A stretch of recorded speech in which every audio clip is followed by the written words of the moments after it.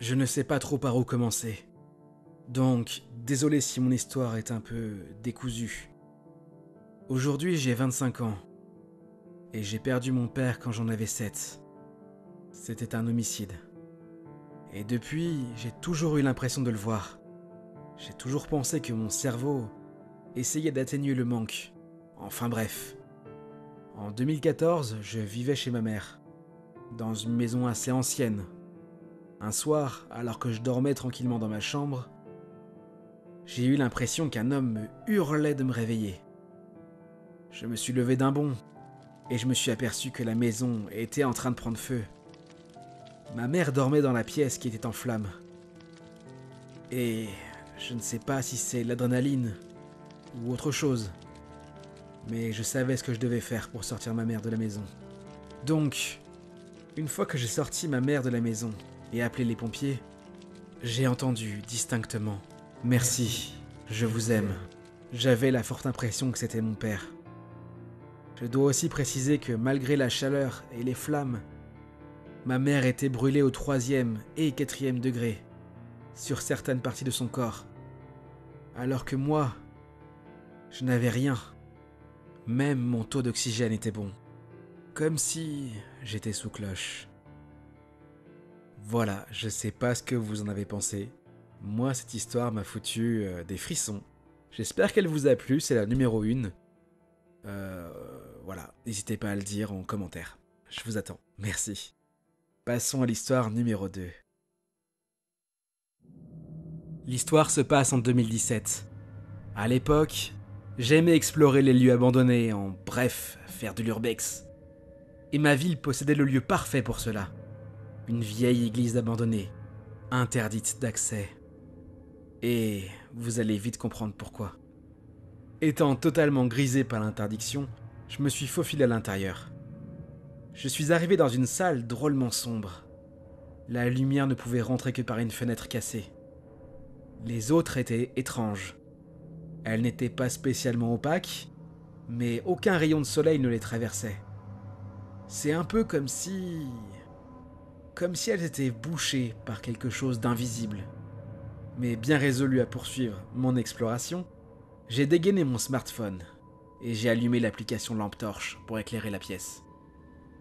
Il y avait pas mal d'objets qui jonchaient le sol. Tout ou presque était brisé. Je ne me suis pas attardé plus dans cette salle et je suis passé à la suivante. Là encore, rien ne tenait debout, hormis les bancs de cérémonie. C'était comme si un tremblement de terre s'était produit. Et dans cet endroit, j'avais une sensation désagréable. Comme si quelqu'un était là, avec moi. Ce qui était, bien entendu, impossible. À vrai dire, je pensais que l'ambiance glauque et le manque de lumière excitaient un peu trop mon imagination. Mais, au moment même où je me faisais cette réflexion, il y a eu des bruits effrayants dans la pièce que je venais de quitter.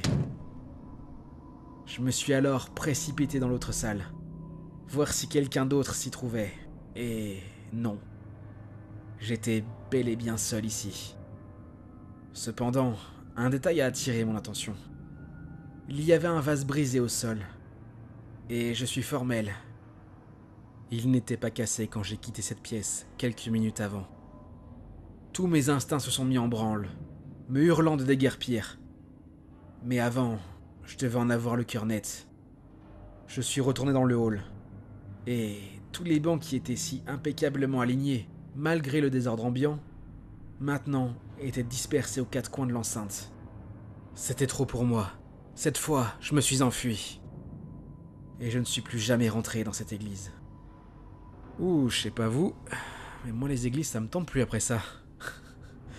Allez, on se remet nos émotions et on passe à la 3e histoire.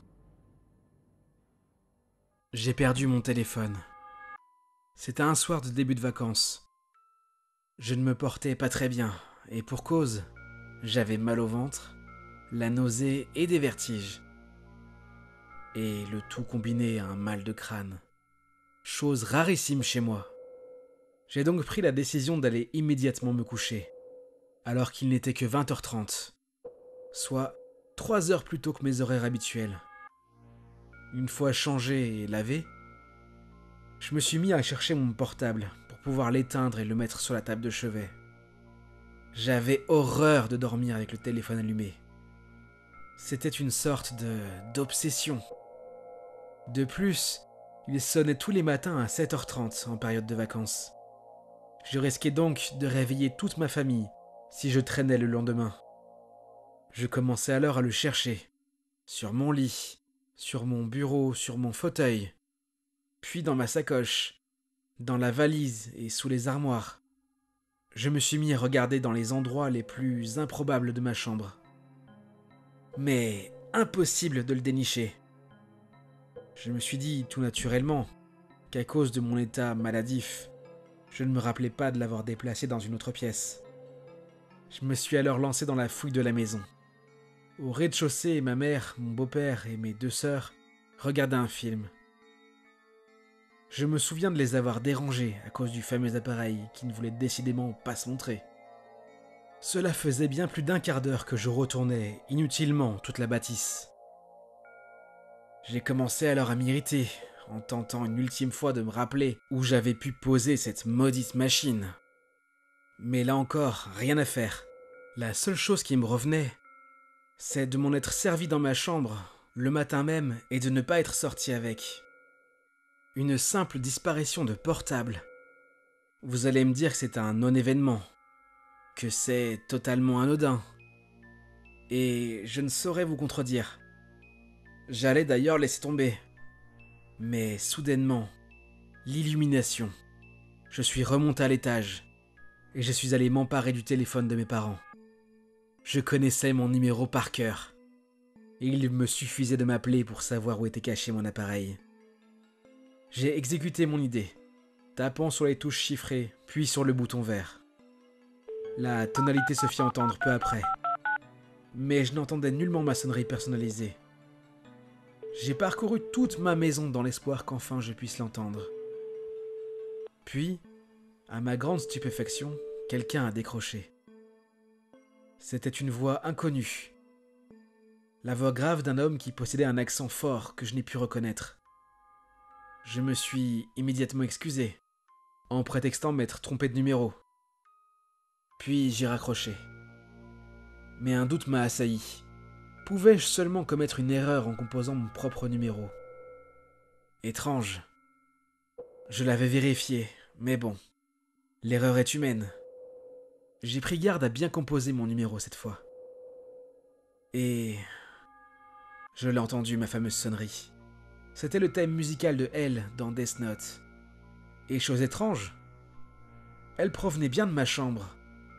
Pourtant, je l'avais fouillée cette pièce. Je me suis rassuré en me disant que j'étais peut-être plus fatigué que ce que je ne pensais. Néanmoins, quelque chose de vraiment bizarre m'a frappé. J'ai appelé 2 fois, et la première, j'ai eu le monsieur au téléphone. Alors, pourquoi mon appareil annonçait 2 appels en absence provenant du téléphone de mes parents ? Il n'avait que quelques minutes de différence. En voyant cela, j'ai revérifié le numéro que j'avais composé la première fois. Et ce qui m'a glacé le sang, c'est que c'était bien le mien que j'avais appelé à ce moment-là. Je n'ai jamais trouvé d'explication à tout ceci. Le phénomène avec le téléphone ne s'est jamais reproduit depuis. Et je ne suis pas certaine qu'il y ait quelque chose de surnaturel derrière ça. Toutefois, s'il n'y a rien de paranormal, je dois noter qu'il s'est produit ce soir-là une sacrée combinaison de coïncidences. Je ne serais d'ailleurs pas contre quelques explications si vous en avez. Comme ça, vous le saurez. Si vous appelez votre téléphone et que vous tombez sur une voix grave, raccrochez. Et essayez de rappeler, vous devriez tomber juste. Plus sérieusement, si quelqu'un a une explication rationnelle, ou non d'ailleurs, vous pouvez la laisser en commentaire. On vous lira avec grande attention. Et le voici, le voilà, notre invité mystère. Il est écailleux, il a des très grosses nageoires, il aime pas qu'on lui mette des doigts dans les branchies. Non, je m'égare, mais il a une grosse loupiote. Vous pouvez accueillir Poisson Lanterne Creepypasta, qui va vous raconter son histoire. Ces événements se sont déroulés aux alentours d'Halloween 2018. Et à vrai dire, C'était pour ma vidéo spéciale Halloween. En Belgique, il existe une forêt appelée Forêt de Soignes, à quelques kilomètres au sud de Bruxelles. C'était un lieu idéal pour une exploration nocturne, et c'était bien là mon but. On raconte quelques légendes très inquiétantes sur ce lieu. Yeux qui vous observent depuis le flou de la brume, se tenant à une hauteur bien trop élevée pour appartenir à des humains, enfants noyés qui entraient encore les bois, réunions nocturnes de groupes satanistes, et bien d'autres. J'ai décidé donc d'y aller, équipé de ma caméra, de mon trépied et de mon micro. Un sac accroché à mon dos, contenant plusieurs boîtes de piles, de l'eau et quelques ingrédients que je détaillerai plus tard. Par une nuit sombre, je me rendis donc sur les lieux. Ma première rencontre fut un homme grisonnant, à qui je demandai mon chemin. Il m'a demandé, d'un air surpris, « Ah, vous comptez vraiment y aller ?» Sacrée entrée en matière. Après avoir fait mon introduction face caméra avec une lampe frontale pour éblouir l'objectif et ainsi cacher mon visage, je passai sous un pont servant au passage de train. Même pas encore arrivé dans la forêt, je vis alors 2 points bleus lumineux sortant d'un buisson à ma droite. Je ne sais pourquoi, mais j'aurais juré voir 2 yeux me fixant. Et pourtant, je ne voyais aucun animal derrière. Ils ont bougé, en parfaite synchronisation, avant de retourner d'où ils venaient. Je ne cache pas que il m'a bien fallu une bonne minute avant de trouver le courage d'avancer. Ensuite, je me suis promené une bonne heure, au milieu du silence qui n'en était pas vraiment un, brisé de temps à autre par le vent et la vie sauvage grouillant tout autour de moi. J'arrivais alors à une clairière, idéale pour ma petite surprise. J'installai ma caméra et mon trépied. J'avais préparé une formule d'un rituel d'invocation d'esprit trouvé sur internet. J'ai rempli mon bol de thym et j'ai récité la formule en appelant le nom d'une bonne personne aujourd'hui décédée que j'ai connue. À la seconde, que dis-je, à la milliseconde où j'avais terminé de prononcer le dernier mot de l'incantation, le vent s'est violemment levé, comme pour répondre à mon appel. Et j'en suis certain, c'était le vent le plus fort de la soirée. Je suis reparti, après avoir pris soin de dire à l'esprit qu'il pouvait retourner en paix d'où il venait, et je suis rentré chez moi. Je me suis rendu compte en rentrant que ma lampe était bien trop faible, et que ma caméra n'avait pu filmer que du noir complet. Alors, armé de courage et de détermination, j'y suis retourné le soir d'après, suivant le même schéma. Pas de mystérieux yeux bleus à l'horizon pour m'accueillir cette fois. Cependant, le rituel a connu une tournure légèrement différente cette fois-là. J'ai récité la même formule, de la même façon. Mais cette fois, une seconde environ avant la fin de mon incantation, un vent bien plus sauvage que tout ce que j'avais ressenti auparavant dans cette forêt a déferlé. Il a déferlé si fort que mon sac posé contre un arbre en est tombé à la renverse. Mais le pire, c'est ce que j'ai entendu derrière moi. Des bruits de pas. Et je jure qu'ils avaient très exactement le rythme et le son qu'aurait produit un être humain marchant dans les feuilles mortes. Je me suis retourné et je n'ai strictement rien vu. J'ai bien appelé pour savoir si un autre voyageur passait par là à tout hasard, et je suis resté sans réponse. Je me suis dépêché de dire au revoir comme il se doit après un tel rituel, et je suis rentré en pressant le pas. Sur mon chemin, j'avais manqué la sortie qui me permettait de retrouver à l'entrée de la forêt. Je m'en suis rendu compte environ 5 minutes après avoir suivi le mauvais chemin, et j'ai donc rebroussé chemin. C'est à ce moment-là que j'ai vu une lampe, similaire à la mienne, s'allumer subitement à environ une vingtaine de mètres devant moi. Je pus apercevoir un homme qui la tenait, qui avançait presque mécaniquement dans ma direction. J'ai tenté de l'interpeller et de lui dire bonsoir, mais il ne m'a répondu qu'au bout de la 2e fois, et il s'est subitement arrêté, a braqué sa lampe torche vers moi, a répondu un timide bonsoir, et a continué son chemin. Sa présence était si intimidante, et son comportement si peu habituel, couplé au fait qu'il semblait être apparu subitement devant moi, que j'en ai été terrorisé.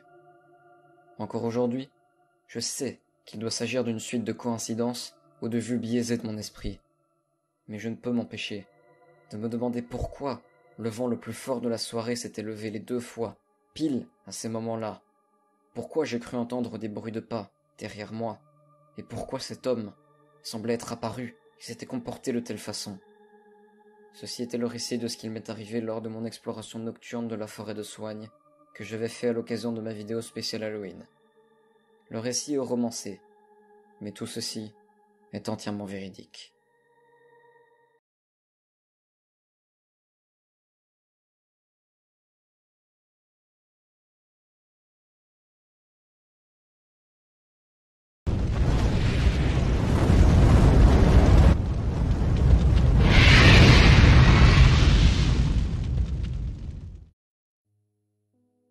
L'automne, sans doute l'une de mes saisons préférées. J'ai la chance de vivre dans un petit village de campagne, ni trop éloigné des villes, ni trop éloigné de tout. Ce qui fait qu'à proximité, on ne manque de rien. On a des commerces, on a une bonne connexion internet. Bref, c'est plutôt équilibré. Je ne dirais pas qu'on est jusqu'à la fibre, mais c'est plutôt correct pour vivre. Et comme tout bon village de campagne qui se respecte, on y mange bien. Et l'air y est beaucoup plus pur. Moi, j'habite dans une petite maison, par laquelle, depuis mon jardin, j'ai un accès vers la forêt. Une forêt qui est publique et ouverte à tout le monde, bien entendu. Les autres membres du village passent par un autre chemin dans le village. Moi, je peux y aller directement par mon jardin. Pourquoi je vous dis ça? Eh bien, quand j'étais petit, mon grand-père m'a habitué très tôt à aller cueillir des champignons. Voilà pourquoi cette saison est ma préférée. Et cette forêt regorge de richesses. On a la chance, chaque été, ou à chaque période, entre septembre et octobre, d'avoir ce que l'on appelle un été indien. En gros, c'est une prolongation de l'été, mais au lieu qu'il y fasse super chaud avec la canicule ou autre, il y fait relativement doux. Rajoutez à cela l'humidité ambiante, et vous avez de magnifiques champignons. Comme chaque année, je suis parti avec un immense panier. Un panier en osier que j'avais acheté au village, comme il se faisait avant, les très gros et profonds paniers, ainsi qu'un sac de cuir en bandoulière. Car oui, je ne mélangeais pas les champignons. J'ai emmené mon fidèle compagnon de toujours, pour la chasse aux champignons, à savoir Piggy. Piggy est un petit cochon de lait pas comme les autres. Contrairement à ce que peuvent attendre les autres membres du village, je n'ai absolument pas l'intention de le manger. Car, comme les cochons noirs, Piggy, malgré le fait qu'il soit un cochon de lait, a appris très tôt à dénicher les truffes. Les truffes, ce n'est rien de plus que de l'or en barre. Comme chaque année à cette période, me voilà donc dans la forêt. Parfois j'y emmenais mes enfants. Là, pour le coup, j'étais tout seul, accompagné de mon fidèle compagnon. Une promenade à la fois agréable, reposante. Il y faisait très doux et assez humide, mais pas trop pour que ce soit désagréable. Je voyais déjà les champignons, sous les chênes, sous les hêtres. Et quand je dis champignons, je parle pas de petits champignons comme on peut trouver dans des boîtes de conserve ou dans les villes. Non, là je parle vraiment de gros champignons, de véritables mastodontes comme seule la nature est capable de nous offrir. Après tout, la nature n'est capable d'offrir que ses trésors à celles et ceux qui ont l'œil.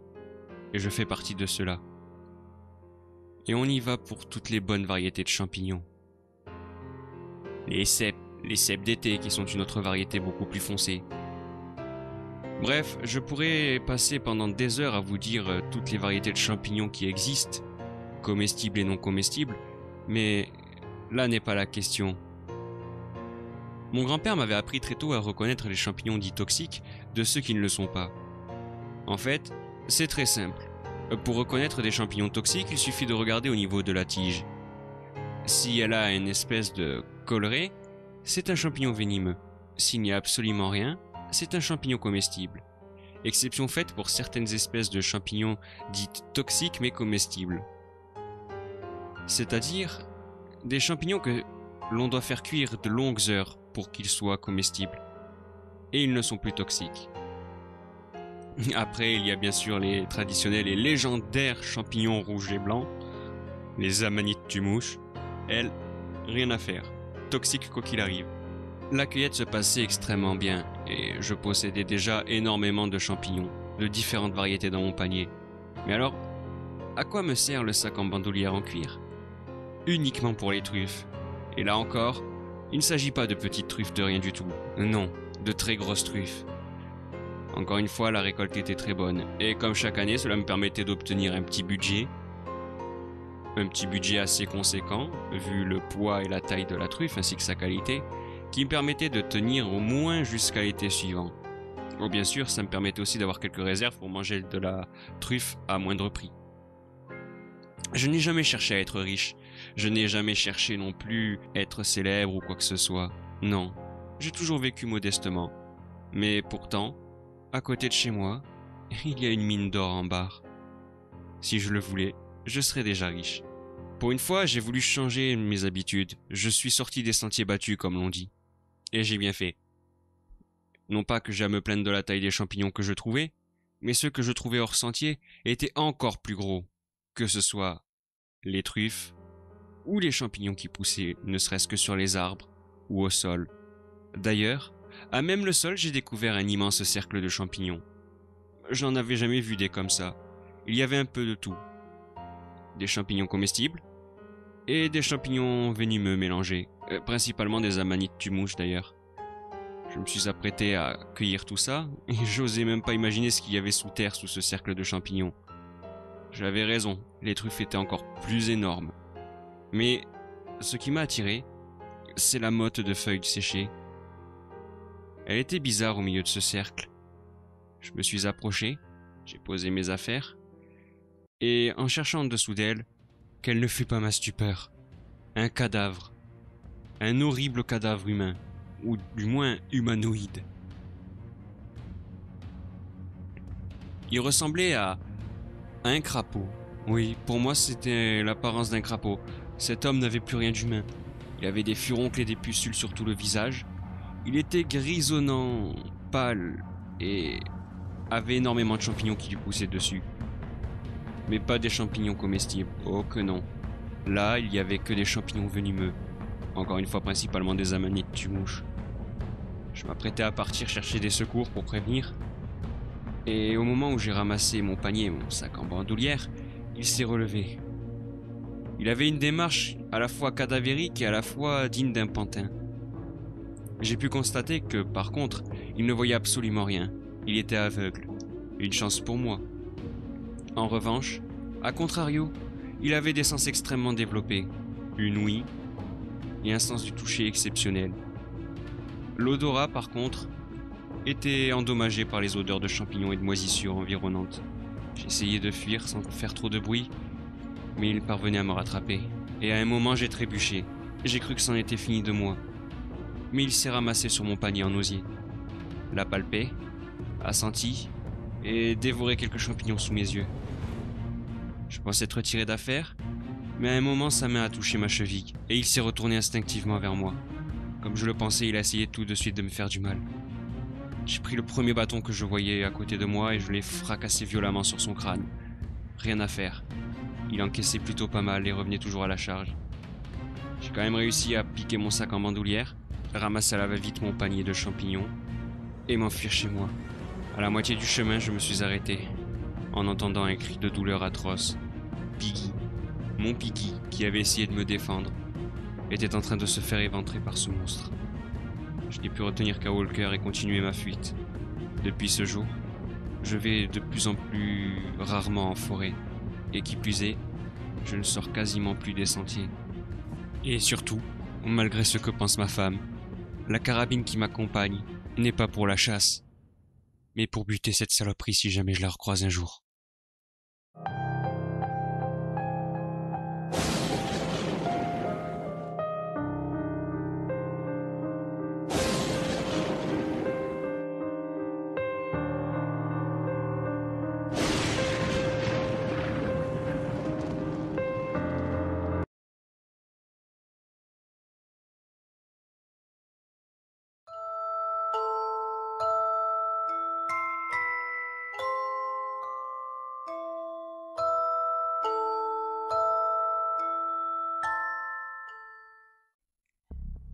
Je m'appelle Lucie et j'ai travaillé sur la réalisation de la série Marianne, diffusée sur Netflix récemment.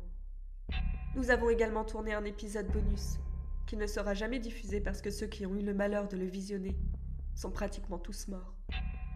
Je l'ai vu moi-même il y a environ 2 jours, un samedi soir.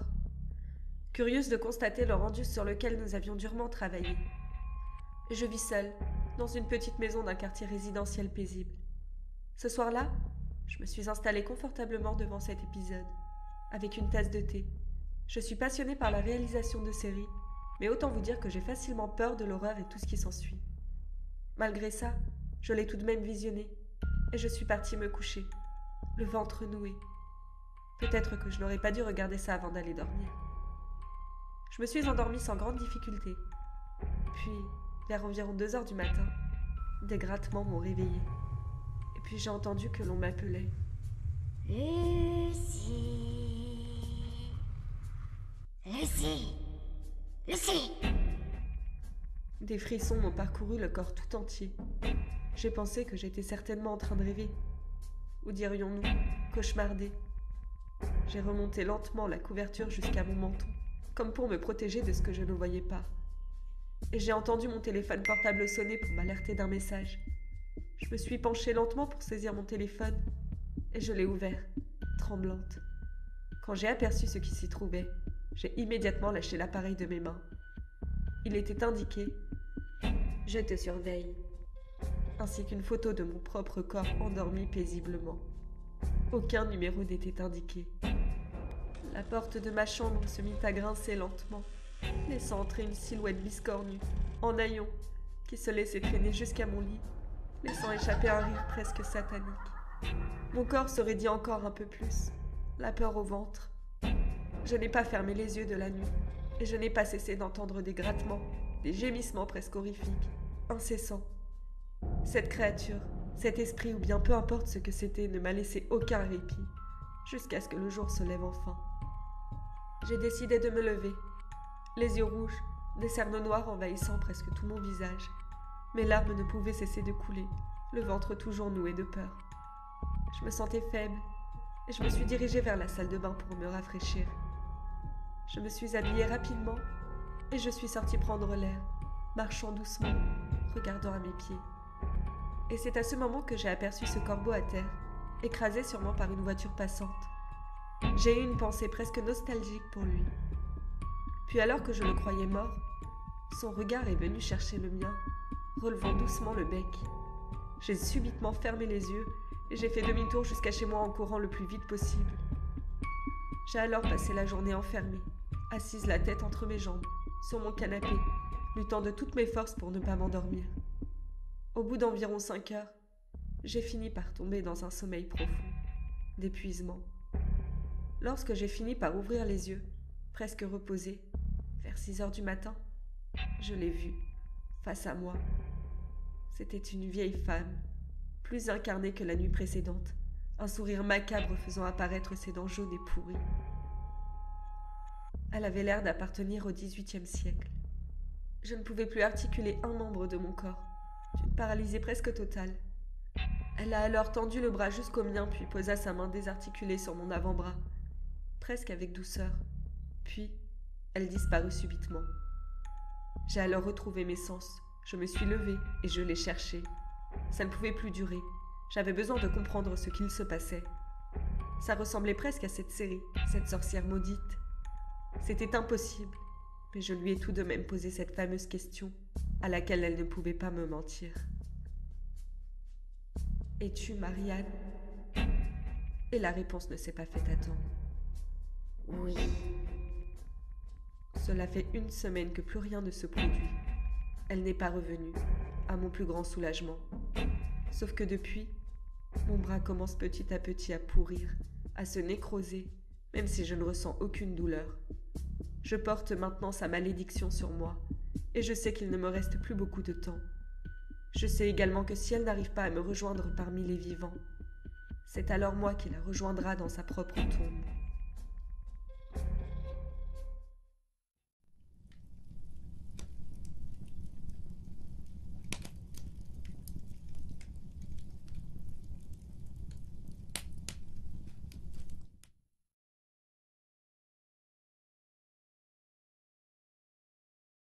Papa, est-ce que tu peux me raconter une histoire? Bien sûr, ma chérie. Tu veux quoi comme histoire? Je veux juste savoir où on ira demain. Oh, si tu savais, ma fille. On ira dans une grande fête, avec plein de parcs d'attractions. On y jouera toute la journée. Et à ton avis, qu'est-ce qu'il y aura d'autre là-bas? Des poneys? Bien sûr qu'il y aura des poneys. Et même bien mieux que ça. Il y aura des licornes? Oh oui, il y en aura. Et toi, tu pourras même monter sur la reine des licornes. Je sais qu'elle t'attend. Tu es la seule petite fille au monde qui pourra l'approcher. Alors, Camille ne pourra pas la chevaucher? Non, ma chérie, tu es et tu resteras la seule. Et si tu savais, il y aura encore tant de choses. Tu pourras manger des glaces à t'en faire exploser le ventre. Tu verras, on ira danser tous les deux parmi les étoiles. Et tu seras tellement belle dans ta petite robe de princesse que tu feras de l'ombre au soleil. Tu ne me laisseras pas toute seule, tu me le promets? Jamais je ne pourrai quitter les yeux de ton magnifique minois. Tu es ma plus belle cicatrice. Tu es tout ce qu'il me reste. Papa, je suis très fatiguée. Quand je me réveillerai, on ira... on ira... Mon cœur, je t'en supplie, me laisse pas. Je t'en prie, non. Je suis réellement navrée, monsieur. Mais elle nous a quittés.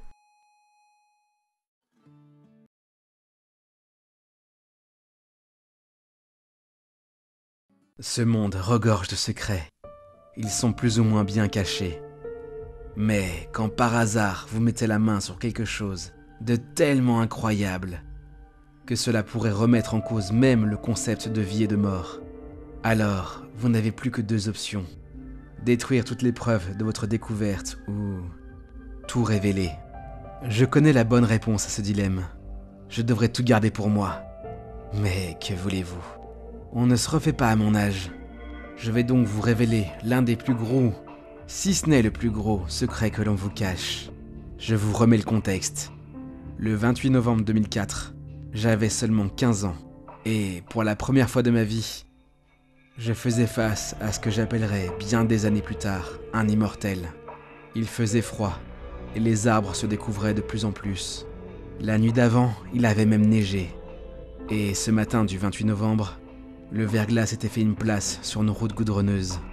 Une fois de plus, j'étais encore terriblement en retard. Le bus venait de passer devant moi. Et mon collège était à 3 km de chez moi. Autrement dit, je devais parcourir 3 bornes en moins de 20 minutes. Le tout avec un sol si glissant qu'il y serait facile de me briser une jambe ou la nuque. Bref, sans plus de considération, je me suis lancé. Après tout, que je sois en retard n'était pas anormal. Avec la neige et le reste, mon excuse était toute trouvée. Mais à quasiment 2 km de l'arrivée, et avec plusieurs dizaines de minutes de retard, un homme qui avait l'air parfaitement sympathique a arrêté sa voiture, baissé sa vitre et m'a demandé « Hey, tout va bien, petit? Tu vas où comme ça? Bonjour monsieur, je vais à mon collège. Mais c'est bon, tout va bien, merci. Tu es sûr? Le temps se dégrade vite, alors ne traîne pas. C'est prévu, merci monsieur. » Puis, sans plus de formalité, il a repris sa route. Certes, il avait l'air sympathique, mais je n'aimais pas beaucoup l'idée de monter dans la voiture d'un inconnu. Suite à cela, j'ai repris mon chemin. À vrai dire, cela m'était même complètement sorti de la tête. Du moins, jusqu'à que je ne voie au loin une voiture, à 2 pas d'un ravin. Le véhicule était en piteux état. J'ai accouru jusqu'au véhicule. Une décharge d'adrénaline parcourait tous mes muscles. Je ne pensais plus à rien, si ce n'est sauver ceux qui peuvent encore l'être. Mais, arrivé sur place, je n'ai vu qu'une seule personne. C'était le conducteur qui m'avait proposé son aide auparavant. Il avait des difficultés pour respirer, et pour cause, il avait le thorax enfoncé. Toute l'énergie et la vitalité qui abondaient à l'intérieur de mon corps a disparu en une fraction de seconde. J'ai alors commencé à paniquer. Lui me suppliait de l'aider, et moi je ne savais pas quoi faire. À cette époque, Je n'avais pas de téléphone portable. Et nous étions loin de toute cabine téléphonique. Que me restait-il comme option? J'ai tenté le tout pour le tout. J'ai tiré sur sa ceinture de sécurité. Mais malgré l'accident, elle le maintenait enfermé dans l'épave. J'ai tiré, et tiré encore. Mais plus je forçais sur cette maudite ceinture, plus j'entendais ses os se briser, le tout accompagné par ses cris de douleur. J'ai reculé brusquement quand les phares d'une autre voiture m'ont ébloui. Puis, c'est le noir total. Quand j'ai repris mes esprits, j'étais arrivé devant les portes de mon collège. Je n'étais même pas réellement sûr d'avoir vécu tout ce que je vous raconte. Les dates sont confuses pour moi aujourd'hui. Mais quelques semaines ou quelques mois plus tard, alors que je me rendais de nouveau dans mon collège, en retard, comme à mon habitude, j'ai eu comme une impression étrange. Comme si l'air autour de moi avait changé. Quelques heures plus tard, je suis passé d'une très grande joie en apprenant que notre professeur de mathématiques était absent, et ce, pour une durée indéterminée, à une énorme incompréhension en voyant qu'il allait être remplacé, et pas par n'importe qui. Il était là, l'homme de la voiture. L'homme qui était prisonnier de la carcasse d'acier était en pleine forme face à nous. Il s'est présenté et a tenu son cours de façon tout aussi pompeuse que tous les autres. Je commence à me dire que j'avais l'imagination trop fertile et que rien de tout ça n'était vraiment arrivé. Les jours ont continué à défiler, encore et encore, si bien que je ne prêtais même plus attention à ce professeur. Seulement, un soir, alors qu'une épaisse brume s'était levée, je suis resté un peu plus longtemps que prévu dans l'établissement. Et j'ai fait une découverte capitale. Hey Jimmy, c'est ça? Oui, monsieur. Je peux vous aider? Oui, tu pourrais en effet. Tu étais ami avec Victor de la 3e E, non? Oui. Mais vous savez, il y a quelques jours, on s'est disputé. Et je n'ai plus de nouvelles depuis. Je sais, Jimmy. Mais Victor m'a donné quelque chose pour toi. Et je suis vraiment tête en l'air. Je l'ai oublié dans la salle 3. Tu veux bien m'aider à le récupérer? Bien sûr, monsieur. J'ai observé toute la scène de loin, caché dans l'angle d'un couloir. Je savais que quelque chose était étrange. Il n'était pas censé être là aujourd'hui. Ces différents cours avaient été annulés. Mais c'était autre chose qui me tracassait. Il y avait comme quelque chose de pesant dans l'atmosphère. Mes jambes étaient lourdes, et j'avais envie de pleurer sans même savoir pourquoi. Vous allez sans doute penser que j'étais fou, et avec le recul, je le pense aussi. Mais à ce moment, je les ai suivis. Ils sont allés dans la salle numéro 3. C'était une des rares pièces qui possédait une porte avec un hublot. La coïncidence ne m'a pas frappé dans l'immédiat. À vrai dire, l'occasion d'espionner ce prof bizarre était bien trop belle.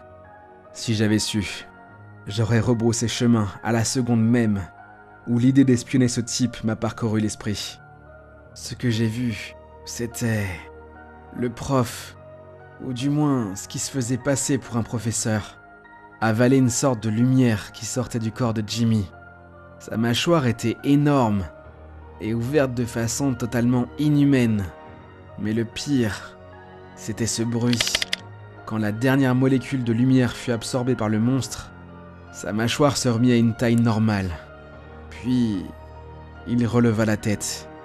Et, sans me jeter un regard, il me dit « Tu as apprécié le spectacle, Gabriel ?» Mes jambes se sont coupées net, et je suis tombé à genoux. Des larmes commençaient à couler sur mes joues.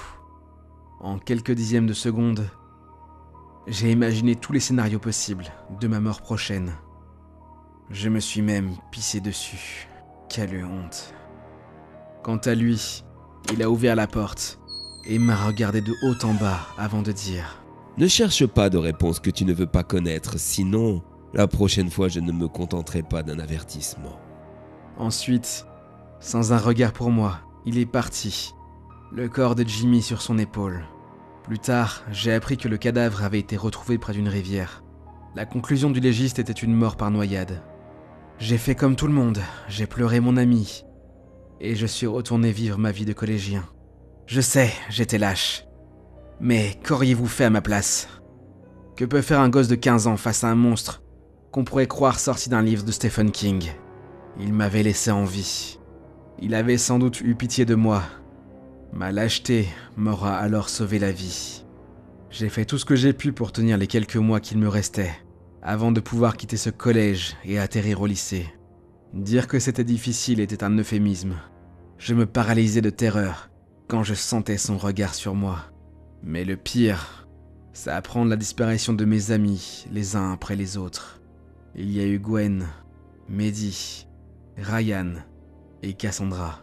Et encore combien que je ne connaissais pas. Mais finalement, le dernier jour est arrivé. Plusieurs élèves m'ont dit que ce professeur me cherchait. J'ai tout de suite pensé qu'il voulait me voir pour régler mon compte, une fois pour toutes. Alors j'ai quitté le collège plus tôt, en feignant une crise de maux de ventre. J'ai pu rentrer chez moi sans encombre. Je pensais même en avoir fini avec ce cauchemar.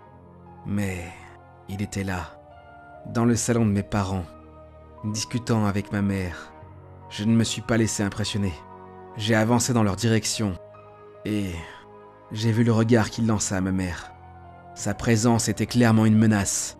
Mais là, il venait de dépasser la plus sacrée des limites. Quelque chose s'était brisé en moi, et toute la peur qu'il m'inspirait s'est transformée petit à petit en haine. Je pense qu'il n'a pas saisi son erreur sur le moment. À vrai dire, moi-même, je ne l'ai réellement compris que quelques heures plus tard. Malgré tout, il est parti en me soufflant dans l'oreille. N'oublie jamais que je peux mettre fin à ta vie et à celle de ceux que tu aimes en une poignée de secondes. Quand il a enfin franchi la porte de ma maison, j'ai senti une vive douleur dans tout mon corps, au point de vaciller et de manquer de chuter. J'avais accumulé tellement de stress que l'intégralité de mes muscles s'était raidie à l'extrême. J'avais atteint mes limites, aussi bien physiques que psychiques. Mais il était hors de question que je cède. Je ne pouvais pas me laisser aller à l'inconscience. Dorénavant, j'avais un but. Trouver ce qu'il était et chercher un moyen de le détruire pour de bon. Il s'est passé bien des années avant que je ne découvre ce que cette chose était. Je les appelle les immortels. Et oui, ils sont plusieurs. Néanmoins, il est très difficile d'estimer leur nombre réel, car ils ont la faculté de prendre l'apparence de la dernière personne qui leur a servi de repas. Toutefois, de ce que j'ai pu observer dans mes recherches, la plupart ont une identité publique à laquelle ils tiennent énormément. Et au cours des années, plusieurs personnalités importantes se sont révélées être des immortels, comme par exemple Nicolas Cage, Bruce Willis, ou découverte plus récemment, Greta Thunberg. Cependant, l'espoir n'est pas mort. Il se trouve que des points de résistance anti-immortels se sont créés un peu partout dans le monde. Et le moins que l'on puisse dire, c'est que nous ne chômons pas. Il y a pour l'instant une centaine d'identités confirmées d'immortels, rien qu'en France. Mais par exemple, la filière québécoise en a dénombré pas moins de 250. Les Belges ne sont pas mal non plus, avec un compte de 92 identifiés. Vous devez vous dire, ok, c'est très bien de savoir les repérer, mais comment on s'en débarrasse ? Eh bien, sachez qu'ils n'ont d'immortels que le nom.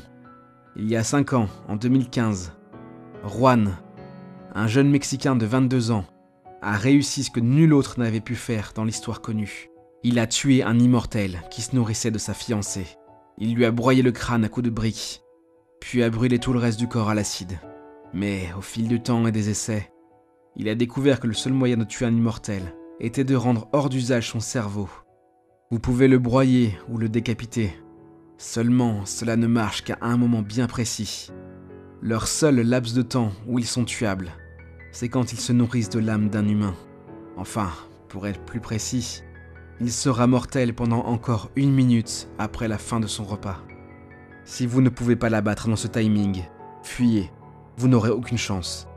Malheureusement pour Juan, et pour le monde, il nous a quittés à l'âge de 24 ans. En seulement 2 ans, il aura amené 15 immortels dans la tombe. Ce type est sans doute le plus grand héros qu'ait connu l'humanité. Mais encore aujourd'hui, nous avons besoin d'autres personnes comme Juan. Il faut que vous soyez nos yeux, nos oreilles, et pour les plus courageux, même nos bras. De mon côté, je n'ai pas encore pu me venger de ce professeur qui a tué tant de mes amis. Mais, pour le moment, j'ai à mon palmarès 2 autres immortels. Alors, rejoignez-nous dans notre combat. Faites passer le mot. Marquez sur les murs de vos villes, sur vos trousses, sur vos bras, les mots « Nous savons ». Il est important que la peur change de camp. Ensemble, nous les vaincrons.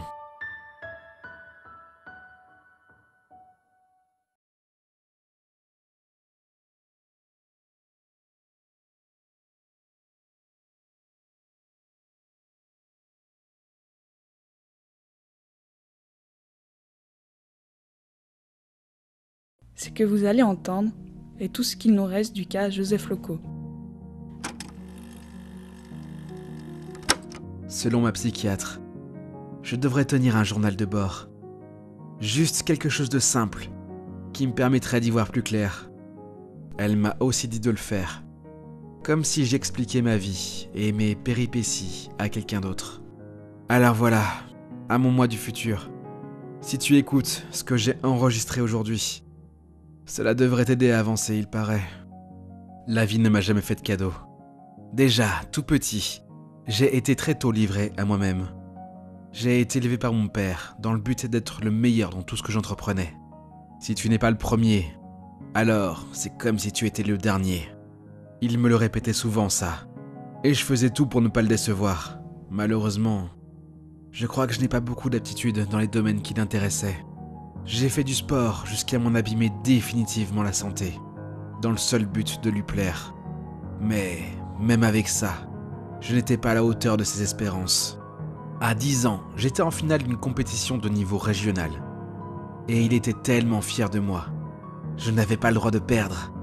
Mais mon adversaire était beaucoup trop fort. J'ai perdu, avant même d'avoir eu une chance de croiser le regard plein d'espoir de celui qui avait tant misé en moi. Suite à cela, il a commencé à se désintéresser de moi. Je crois bien que ce jour-là, il avait compris que je ne serais jamais ce fils dont il pourrait être fier. Ou alors, peut-être l'avait-il toujours su. Quoi qu'il en soit, il ne me poussait plus à faire de compétition, ni même à me dépasser. Son regard était fuyant. Je ne comprenais pas vraiment pourquoi. Néanmoins, dans ce décor chaotique qu'était ma vie, j'avais une lueur de réconfort. Ma mère, elle était fière de son petit garçon, quoi qu'il fasse. Si j'étais second, je n'étais pas le premier des derniers, mais l'un des meilleurs. Et si je ne voulais plus faire de compétition, mais m'adonner à mes vraies passions, c'était tout aussi bien. Pour elle, l'important n'était pas que je sois le numéro 1, mais juste heureux. Je me rends compte maintenant que je n'ai pas appliqué les conseils de la bonne personne. J'ai continué sur la voie tracée par mon père. Je n'ai jamais cessé de tout tenter pour me dépasser. Je ne devais pas être faible, sous aucun prétexte. Ma fierté devait passer avant tout le reste. Alors j'ai travaillé, à m'en rendre malade. J'ai fait du sport à m'en causer des problèmes de santé irréversibles. Mais, arrivé à mes 23 ans, j'avais créé ma société. J'avais de l'argent à ne plus savoir qu'en faire. Et j'avais réussi à gagner bien des trophées et bien des tournois, dans beaucoup de sports différents. Malheureusement, ma mère est décédée entre-temps. Sur le coup, je ne l'ai pas regretté. Je la voyais même comme un frein à ma réussite. Comment pouvait-elle être fière du gamin que j'étais ? J'étais incapable de tout. Et puis, être heureux, c'est bon pour les autres, pas pour moi. Moi, je valais bien mieux que ça. Qu'est-ce que je la regrette aujourd'hui ? Elle me manque tant. Malgré tout, je suis arrivé à être heureux. Je suis tombé amoureux d'une fille, Angelina, et nous avons eu 2 très beaux enfants, des jumeaux. Il y a eu tout d'abord Lucie. Elle est tellement adorable. Elle a le sourire de sa mère et l'espièglerie qui va avec. Elle fera sans doute de longues études. C'est fou ce qu'elle est intelligente. Puis, tout de suite après, est né mon petit Gabriel. Lui, il tient beaucoup plus de moi. Il fera des grandes choses dans la vie. Angelina n'aime pas que je dise cela, mais j'espère qu'il sera sportif. D'ailleurs, j'ai même commencé à l'entraîner personnellement. Je ne suis pas aussi dur que mon père l'était. Mais bon, je ne vais pas laisser son énorme potentiel dépérir. La suite est un document unique, provenant de Joseph Loco lui-même. Je vous prierai donc d'être très attentif à ce que vous allez entendre. Nous sommes le 23 janvier. Aujourd'hui, il ne s'est rien passé de spécial. Si ce n'est une sensation très étrange. Comme si j'étais suivi. Je n'ai vu personne. Mais dans le doute, J'ai fait 3 fois le tour du pâté de maison avant de rentrer. Je pense que c'est seulement le stress. Mais demain, je reçois les enfants. Ce sera la première fois qu'ils me rendront visite, depuis que Angelina et moi sommes séparés. Au premier jour de l'enregistrement, le sujet se sent mal, il se sent suivi, mais très vite il tente de se raisonner. Mais attendez de découvrir l'enregistrement 2 et 3, les choses vont devenir nettement plus intéressantes. Nous sommes le 25 janvier. J'ai dû faire l'impasse sur la journée d'hier. J'étais écroulé avec beaucoup de fièvre. Finalement, la visite de mes enfants a été décalée et je ne les aurai que le mois prochain. Je continue à prendre les médicaments qu'on m'a prescrits. Pour l'instant, je ne note aucun changement, si ce n'est que ma fièvre est redescendue aujourd'hui. Je reprendrai l'enregistrement demain. Là, je suis très fatigué.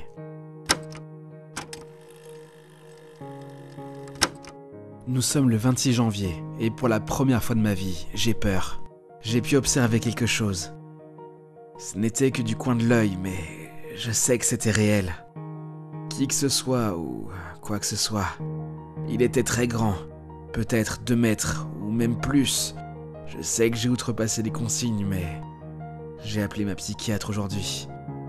Et elle m'a juste demandé si je continuais mon traitement. Elle doit penser que je suis fini. Totalement dingue. Mais ce n'est pas ça. Quelque chose se cache dans l'ombre. Et quoi que cela soit, ça attend que je baisse ma garde pour frapper. Joseph Loco prétend avoir aperçu quelque chose de tellement terrifiant que toute sa rationalité a été remise en cause. Pour rappel, Joseph est un entrepreneur brillant, très sportif et cartésien. Mais dans ce qui va suivre, il va perdre progressivement tout sens des réalités. Il m'observe quand je dors. J'ai vu ses yeux cette nuit. Des yeux rouge sang. Il n'est clairement pas humain. Je ne sais pas ce que c'est. Ni même ce qu'il me veut d'ailleurs. Mais depuis plusieurs jours, il y a cette voix dans ma tête. Il y a que le traitement du psychiatre qui fait effet. Ça les éloigne. Mais je n'ai presque plus de médicaments. Je ne sais pas combien de temps je vais pouvoir tenir.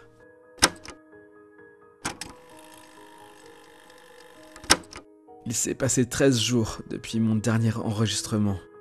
J'ai rendez-vous chez la psy pour qu'elle me redonne le médicament.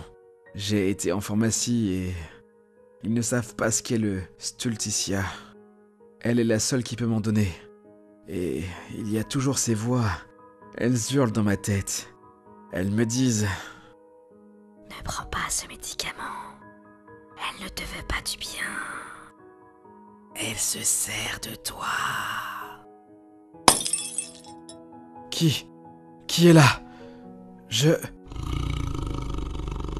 Non, ne t'approche pas, non! Comme vous aurez pu le constater, notre nouveau traitement Stulticia est une réussite. Il suffit de le consommer rien qu'une fois pour en être dépendant à vie. Mes amis, nous allons être très riches.